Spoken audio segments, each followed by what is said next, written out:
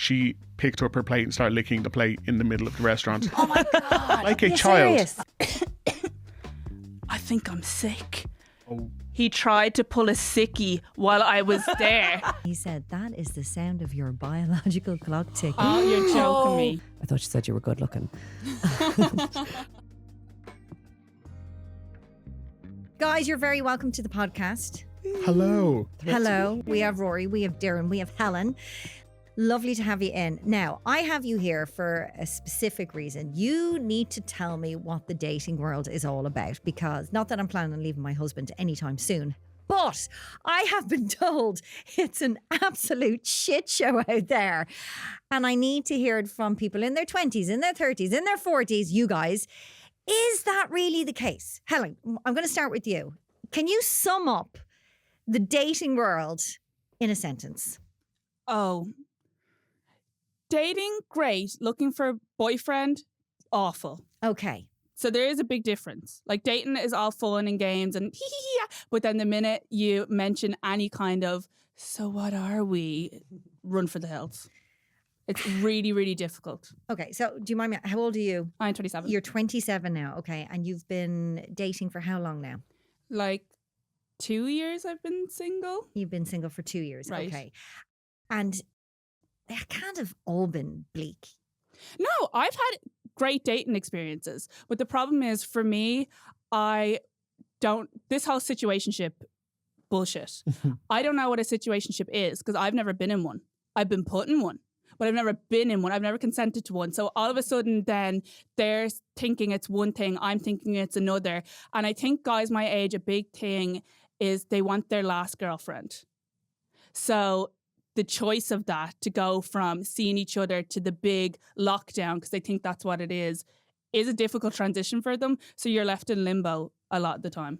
Rory, you were laughing at situationship there. Does that, That I don't like the Same term, to but you. I can't think of a better definition for it either. Like it is something I have been in, both, something I've instigated and something that's been instigated upon me. define it for me? Oh, it's the gray area between friends with benefits and early days relationship, where you're still keeping your options open, but you are maybe leaning towards making a decision with one person. It's that limbo where you're never quite sure, will we make the jump together or And not? that's the term. It's called situationship. That's Yeah. where, oh wow. But Okay. for all intents and purposes, you are together. Like, the thing that I don't understand about a situationship is you still have to break up with the person. Yeah. Like, you're seeing them and you're talking to them daily. So it's not like you can just go ghost. So if you have to break up, therefore you're a thing. So just get over it. Doireann, as a woman in her 30s, you have a little bit more experience than Helen, a little less experience than Rory, or I don't know, you're somewhere around there. How has it been for you?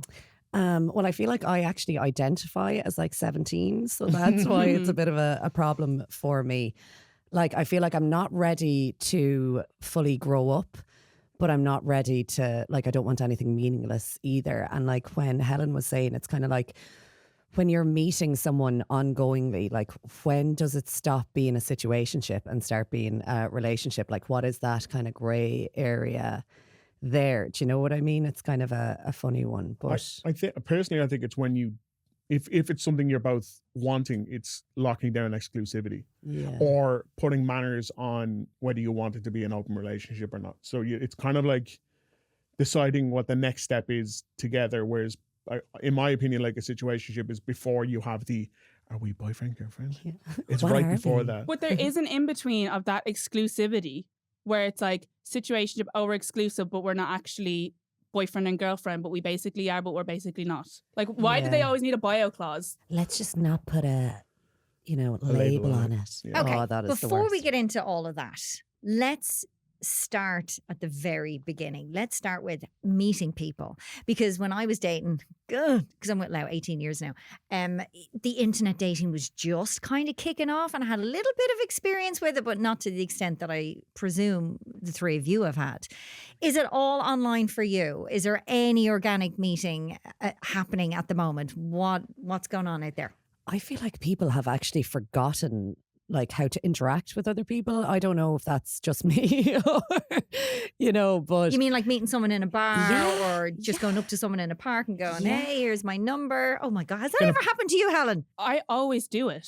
Real world is my Tinder. Like I'm all about finding people out in the wild because it's always safe. Because when you go up to someone, you think they're hot, you tell them just to be like, hey, I think you're really good looking. Like, are you single?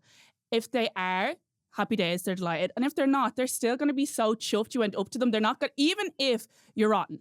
If a rotter came up to me, I'd still be like, did you ever guess who asked me out today? And I said no, but still, like, it's foolproof in my opinion. It gives everyone a kind of boost. And yeah. I can't believe you do that. I would have. Dear, come on. yeah, I'm so proud of Do you you. know, I'm like, so what proud are I'm of you so doing? cringe though. My line is always like, so like the last guy that I did it to, I was like, is there a Mrs. cleaning up tables? But it always works. Are And you he's together like, now? no. I was like, actually, wait, what age are you? But he was great. Did it go anywhere? that's Did you brilliant. date? Did you meet? Talking, but like, who knows? Rory, Hi. hi. I'm so proud of her for doing this. It seems like such an out there thing to do. Or is it? Because all I'm hearing now is that you have to meet online. Everybody's doing Tinder and all those apps. Have you ever gone up to somebody in the wild and asked them? Absolutely. You yeah, have? yeah. It's something I think I've started to do more as I gotten slightly older. I think when I can't imagine doing it when I was like in my 20s. The self confidence was Fair not play to there for me. you. Fair play to you. But like I guess just being that bit older, being a bit more experienced. But it turns out in the wild, my radar for spotting single people is broken because I'll find my type exactly, walk up to them and go, "Hey," I'm like, "No, I'm with someone," and I only exclusively seem to find people who are.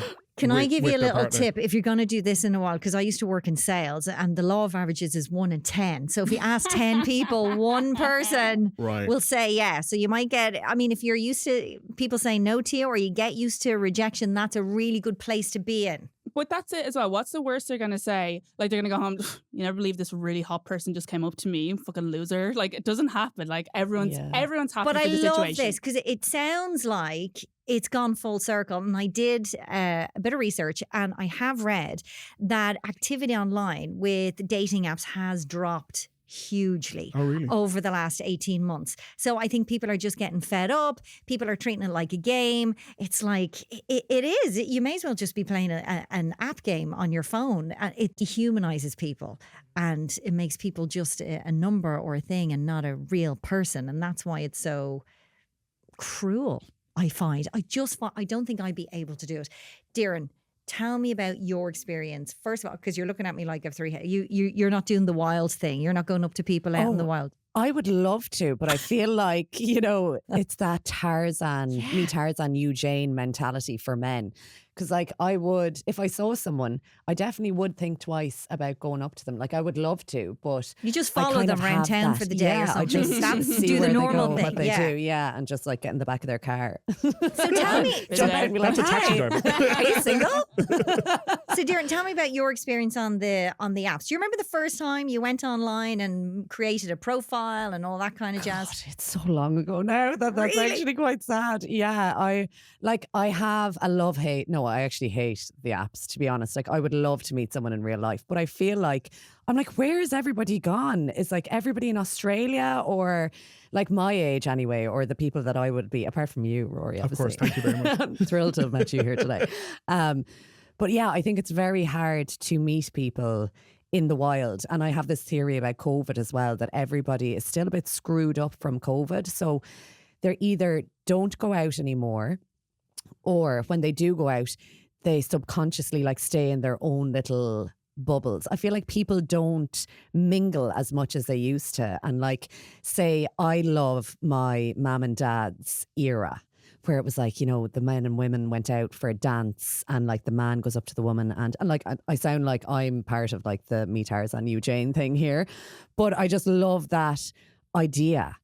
In the beginning, it was more Exciting. fun. It was like, yeah. And then it just got like anything. It's kind of, the more you do it. And it's just so flippant. It's like what you're saying, that I feel like everything is too easy now. At the touch of a screen, you have like as much food choice, like things to do in the nighttime, you know, people, everything is just flippant. And I feel like we're losing that little bit of magic that happens when people interact.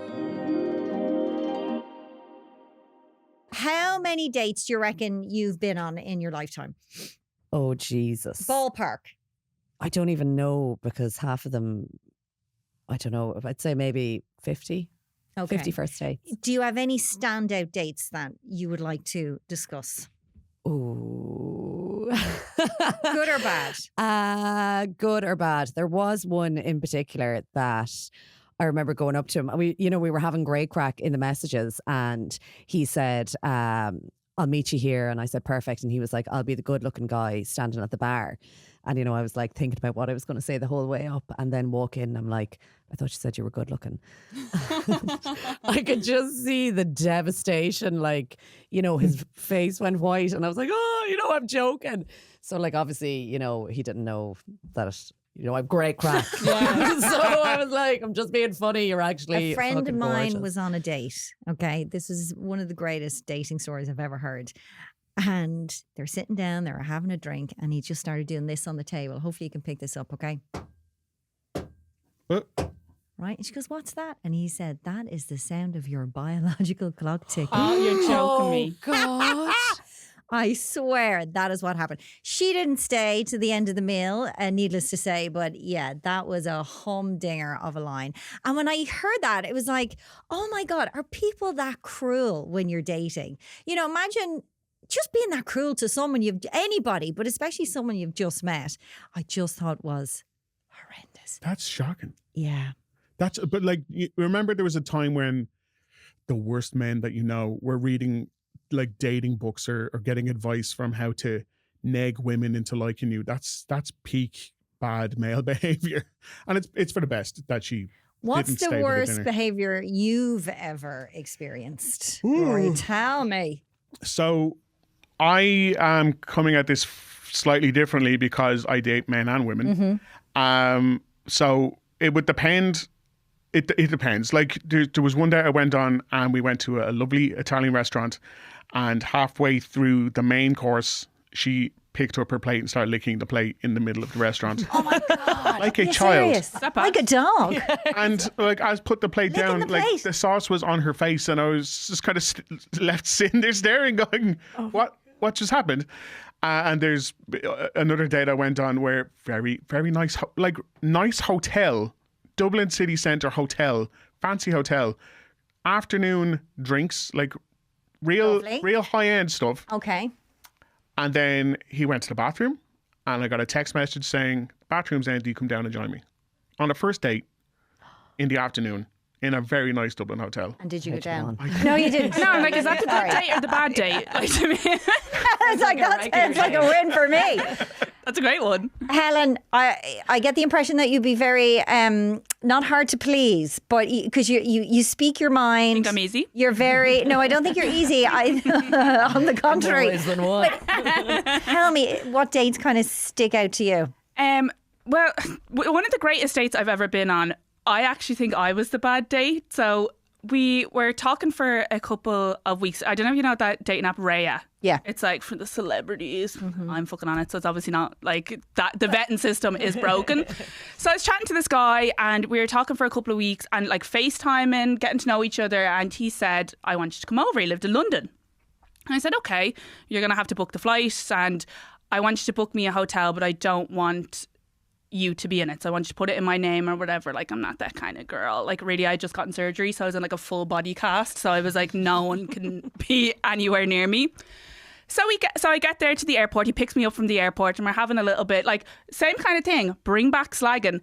He was an older kind of guy, and he had this leather jacket on, and I was like, oh, is that part one of the midlife crisis? What's next? The motorcycle? And he was like, oh, I actually do have a bike. And I was like, I'm only joking. We get into the taxi 5 minutes in. I think I'm sick. Oh. He tried to pull a sickie while I was there. And I was like, no, hardly. No, you are pulling a sickie on me. Like, because I was like the young hot thing. So we get to the Yes, you hotel, he checks me in, and sayonara, he left. And I'm sat there in a 5-star hotel in London on me Todd. Didn't even have to go him. I was delighted. I was like, got back, opened the dating apps. I was like, the best day ever. But the gag is, so obviously I was like, he couldn't have been sick. So I'm like, was I not as good looking in real life? Obviously not, because we had FaceTime, whatever. Did I stink because I just came off a flight? Low key, but like, you should be able to get over that. And I rang him like 2 weeks later to see, because I was like, I just need to know. Like, give it to me straight. What am I doing wrong? And I rang him and I was like, hey, are you all right? And I was like, oh, it's Helen. Oh, hi. And I was like, give over. Yeah, claimed he had COVID. Piss off. I would just lose all confidence. Like, having experiences like that, you just lose a bit of confidence. But you said you were straight back on the apps. You know, when you're in that hotel. I'm gorgeous. I am the prize. And I'm not like, I know for a fact that he like either bricked himself and was like, yeah, I'm not going to be able to do this. Or at the end of the day, there's two, like, everyone sees, there are people, believe it or not, that look at me and are like, oh my God, she's a rotter. But then there's also people that would do anything to get with the person that I last got with, just because they got with me. So it's like, there is that kind of circle of like everyone has their lid of the pot, whatever. So it's no biggie. Can we talk about that? Is it a Facebook page where people talk about the people they're dating to make sure they're not dating other people? Yes. Yeah. Or they're not dating the same person. Is that what it is? Dating the same guy. Are we dating the same guy? Thank you. Have you heard of this, Rory? No, I don't think so. Plastered all over it. That's probably why. So what happens, Doireann? Do people just put up a picture of the person they're dating? And is it purely the guy they're dating? Yeah, I think it's kind of a mixture. So some people are like, I'm going on a date with this guy. Does anybody know anything about him? And then if another girl has gone on a date with a guy that's a bit questionable, you know, and a bit weird, they put him up as well. And then it's kind of out in the public for everybody to... Where's the honesty gone? But the page is outrageous. Like, it's insanity that, like, someone will put up and they're like, is anyone talking to male 35? He treats me really shit. He never does this, blah, blah, blah, blah. And then 5 other people will comment and be like, initials, please. I'm like, how are you all dealing with this idiot? Yeah. Or not. There's just 10 different types of idiots that are there. But I don't know. It's interesting. Like, I wouldn't love it if there was a, are we dating the same gal Dublin? Because I think there's so many people that think they're dating you and they're not. Like, oh, I spoke to them once. It's like, what does that even mean? Do you think dating has completely changed, or do we just have more tools to find people out? You know what I mean? Both, I think. Yeah. Okay. What's it like dating in your 40s, Rory? It's a lot of perceived buyer's remorse. It's I find, like, on the apps and talking to people who I'm dating or whatever, there's a lot of like, yeah, we'll do this, but what if the next person I swipe is the one? We have to keep looking to find, like, we're 90% perfect, but what if I find 95% perfect? It's this constant hunt for perfection, the best thing. And what's that saying? Like, perfect is the enemy of the good. Like, you should be happy.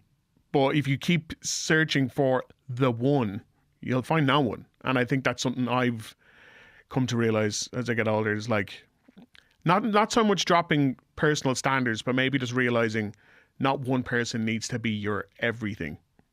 Does that make sense? I feel like you need to be your everything before. Yeah. What's your red flag then? Or your red flags? What would be an absolute no-no?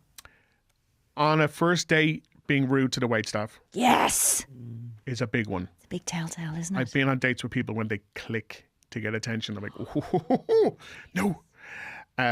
And I've also been on dates, men and women, where the personal hygiene is not up to scratch, and you're just kind of like, me, smelly people. No, I like just like you get the feeling they have been wearing those clothes for more than just today. And that's bad. And that's but if you're on a first date, you want to give... You do. You're giving the Instagram version of yourself. It's the best first impression you can possibly give. So, yeah, like if I go in for a hug and it really starts to stink a bit, you're like, this is the best version. Okay. Where does it go from here? I kind of smell a musk after you give him a hug. You're like, ooh. And Doireann, how many dates before you would take it to the next level? How many dates? Does that depend on the person? Do you have like, it has to be a minimum 3 dates? It depends on the person. And obviously, I want to be married before we get to that. Sure. That level, if daddy's listening. Or mommy, the Catholic guilt. I think it depends on the person. But I think there's definitely some kind of male psychology that you don't want to give it to them like too easily, and it's kind of hard. I think for me anyway, I stopped drinking a year ago. Now that's not saying that I'll never drink again, because I feel like people panic when you say like, oh, I'm not drinking at the moment, and they're like, oh God, like trying to shove wine down my neck. But I think it's easier when you're not drinking to kind of not go there. Whereas when I have 2 glasses of wine and I'm on a date, I'm like, I didn't think you were attractive. You're anyone's. Now I'm like, let's Well, that's party. really interesting that you gave up drinking. What's it like dating sober? It is shite crack, to be honest, but it is what it is. It's real. That's the thing. And that was kind of where I would have gone wrong. That I think exactly like that. If I had 2 glasses of wine, I'd be like, oh my God, you were absolutely hilarious. And I didn't think so 10 minutes ago. But now that do you know what I mean? Well, I drink to make other people more interesting. Exactly, yeah. And that's what I say now when I go on a date. I'm like encouraging them to drink, because it's like, I know I'm going to be good crack, but you need a couple to kind of, loosen up. Did you change? Like, are you still going to bars? Did you start doing different things? More lunches, more walks? I still like to go to a bar because I love that kind of vibe. And it's like, when people stop drinking for a while, it's not like, I feel like some people make it their personality that it's like, I'm sober and now I want to go to sober events. Like, I'm still the exact same person, except I needed to take a break from wine because I was absolutely insane. Do you know what I mean? So, yeah, I still want to do the same things, and I still love the kind of setting of a pub. Bit of music, it's kind of chilled out. Does it get easier? I can imagine that first date sober was quite a daunting thing. I don't think I've ever been on a date, this sounds desperate, or I haven't had a glass of wine or something to relax the nerves or whatever. So I can't, I can imagine how daunting that must have been, that first one. Does it get easier then as it goes on? As the dates go on, do you get more used to being stone cold sober with these strangers? Everything kind of gets easier, to be honest. Like, I can't believe that, like, I gave up nearly a year ago to the day, and I can't believe how much everything is easier. Like, I feel like I can walk into Anthem now and not have as much of a panic attack that I would have before I stopped drinking. The first date, though, was actually in Mexico that I went on. Go hard to go home. That was also a reason why I was like, okay, I should probably give up the wine, because I am the person that will get into the back of the van. Like, do you know what I mean? Like, where are the puppies? Like, even when I'm sober. So what then when I have like 2 glasses of wine, I'm like, let's go. Where are we going? So that was another reason I was like, okay, I should probably chill out with the old vino. But met this guy in Mexico, and like, to say that he was 100% related to like El Chapo was, an understatement. But I was like, I love him. And like, even at that, I didn't see any red flags. And he was telling me like that he was picking his brother up from the airport, and that the two of them the brother had been in jail. He had like been in one of those like weed farms and worked, and he was like, and I do have anger problems and I am a bit aggressive. And this was not a red flag? No, I was like, I'm in love. You're like, you want a lens of $5,000? You can have it. No problem. Take me as I am. But then at the end of the date, he was like, do you want to go wakeboarding tomorrow? And I was like, oh, cool. And he was like, with my brother. And I was like, that's the brother that was just in jail. Like, are we? So obviously I went. We had a great time. Mm-hmm. He's picking me up after the show. No, but yeah, I'm glad that I wasn't drinking in that situation. Because, yes, that could have gone. It was, but I did end up walking back from the date. Like, I don't know how I'm here, to be honest, from being like in Central America and Colombia on my own, because like grand when I wasn't drinking, but I was still a bit of a... Well, fair play to you. You managed to get the dates in even when you're over the other side of the world. Fair play to you. Helen, what are your red flags on a date? If they did something, would you be like, oh my God, I need to get out of this situation, or this is an absolute no for me? Famously, I always ignored them, or it like... I will see it, but then like excuse it. Like, I suppose for me, it's looking through their social media. So like the pre-dates, having the creep, and if their following list looks like that they could be like an eyelash technician, or like it's all the girls ever. Gotcha. No, not interested. Yeah. Okay. Or a new thing is like when you go on someone's page and it's like the same 20 people follow them. So you're like, oh, I know you all know him from Tinder or Hinge or whatever. Like, you're a Tinder bandit. So turn off. She'd be a very good PI, wouldn't she? She's like a private investigator. I find it all out. All the like their family history, the their blood date. type, literally everything. But that's the beauty of like Dublin dating, because everyone knows everyone. So I'll know like down to a T. This is what I mean. The playing field has changed because there's very little mystery, because you can literally find out anything and everything about a person before you even meet them, right? And exactly, but that's one thing that is a bit of a turn off, which is like so hypocritical, because if I'm on a date with someone and they reference one of my videos or reference something I've done, I'm just like, oh, you've looked at me, you loser. Why do you as a man have TikTok? Like, why are you doing that? That's Like, for girls. please stop. Or another thing, like I could never be with, this is so hypocritical as well, but like anyone that like does content or anything, I'd just be so like, attention seeker. It's like, come on. But like, there's a rock and a star. One person's the rock, the other's the star. So I just need my rock.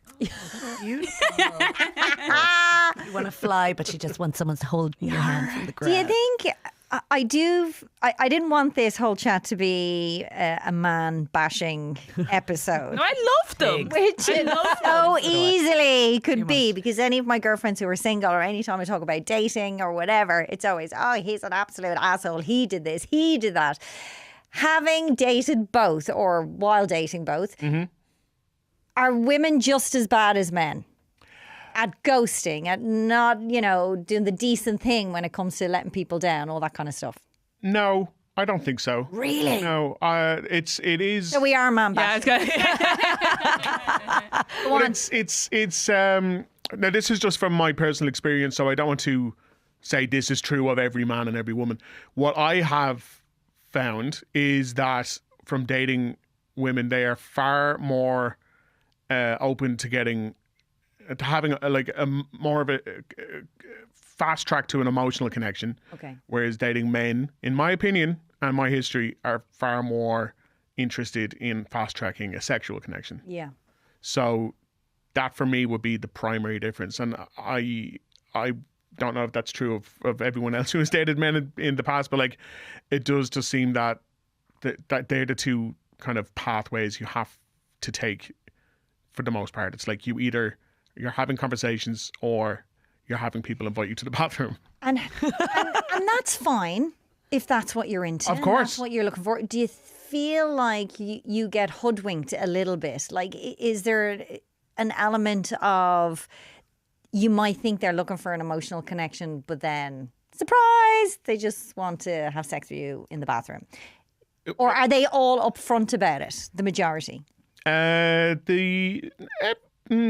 No, because like I think a lot of dating apps now are kind of adapting into hookup apps. Yeah. Like they pretend to be about dating, but realistically, you feel like you're kind of setting up the prelude to having sex later that day, especially when it comes to dating men. With dating women, less so, in my experience, but it still very much is a part of that conversation, especially I would say off the back of COVID.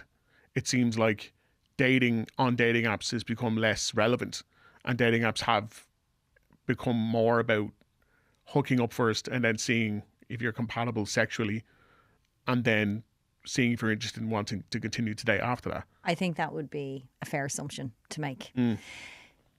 Let's forget the apps. Oh. They all implode. What are the other options? Okay, we spoke about dating in the wild, which I love you for. I love that you go up to randomers and do you give your number, or do you just tell them they're hot? If they want it, they can have it. I'm more of an Instagram. Like I give them my socials because you can block that. I don't want to give my number. Sure. Okay. So there's that.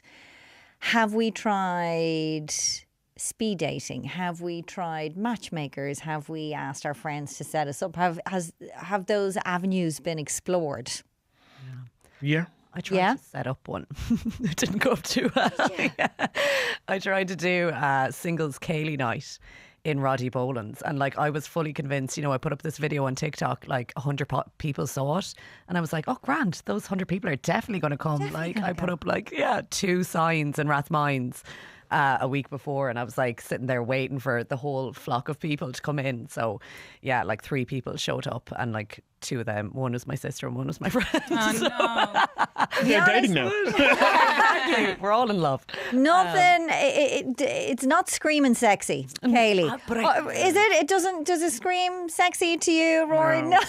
That's what you're into. I would have Do you gone know to what I mean? support you, but I wouldn't have gone to support the sexy Kaylee. But I'm like, do you know, something different. I feel like that's what we need, just a bit of crack. And then like, okay, going to try going back to my mum and dad's era again. But that whole thing of a dance where social is like first and then drinking is secondary. Do you know what I mean? But that's the focus. I mean, that's the thing about the apps. It's so difficult because the whole focus is, oh my God, are you going to connect? Are you going to click? There's so much pressure. Yeah. Of course you're going to fail. It's designed for failure.